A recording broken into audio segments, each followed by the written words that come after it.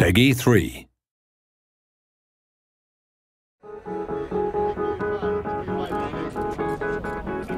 Hi and welcome to the next Formula 1 2010 Dev Diary.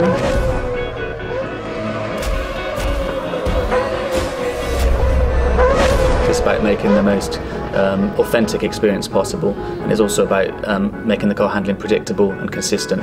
I think there's huge interest in terms of the balance that we have for arcade or simulation handling, and personally my preference has always been to go down the simulation path. You can make a realistic sim easier to play for somebody, but it's very, very difficult to take an arcade handling system and make that appeal to the people that prefer the simulation handling.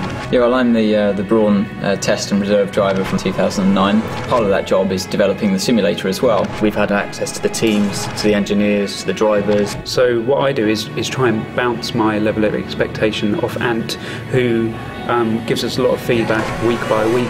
The onboard footage, when you see it on TV, they always look incredibly easy to drive. When you're inside the cars, they're so much more twitchy and nervous. That's one thing that's incredibly hard to get right unless you've got someone that's actually driven these cars, especially in the slow speed corners where you have no downforce. As soon as you get them up to high speed, they work in a completely different range. We do want a very simulation experience. You've got the inclusion of aero, which changes the handling of the car completely. We're tailoring the car handling to a very different market, to that Dirt 2 and Grid. You know, they're very different cars, very different handling. It's not just about lapping the circuit, it's about being able to be consistent. The fans of F1 are very passionate and very knowledgeable, and we want to feed them the most authentic experience. And I think it's very important not to blunt the experience of driving a Formula 1 car, but when you start applying the driving aids, to kind of make it accessible without losing the fun parts. You want to make it to the point where it's just playable to enjoy, but also to be reasonably difficult as well. You can find that point where it's exciting, you're consistent, it's about feeling as though you're that hero driver. We've got the real world numbers. We want the players to experience everything that the driver experiences.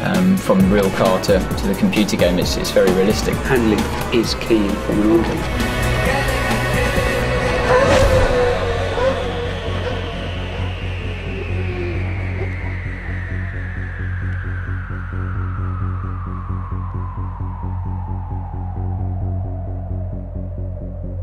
You got the fear.